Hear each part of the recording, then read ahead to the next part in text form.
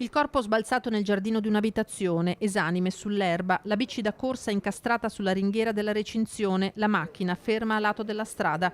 È la tragica scena che i soccorritori si sono ritrovati davanti accorrendo sul luogo dell'ennesimo gravissimo incidente stradale che si è verificato poco dopo le 16:30 in via Trento a Villorba, la strada che congiunge il centro del capoluogo alla Postumia Romana passando davanti al cimitero.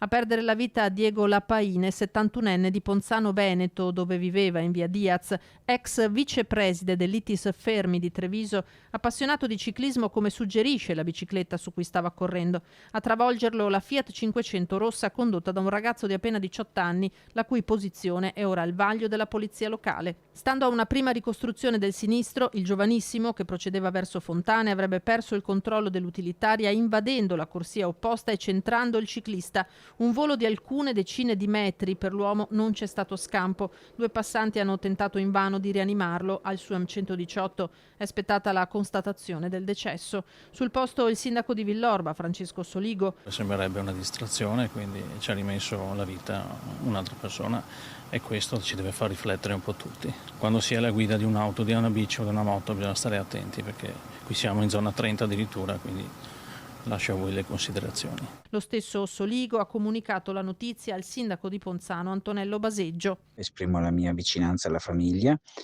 che ha perso un caro, una persona che era andata in bicicletta per godersi una serata di fine estate e non è più tornato a casa.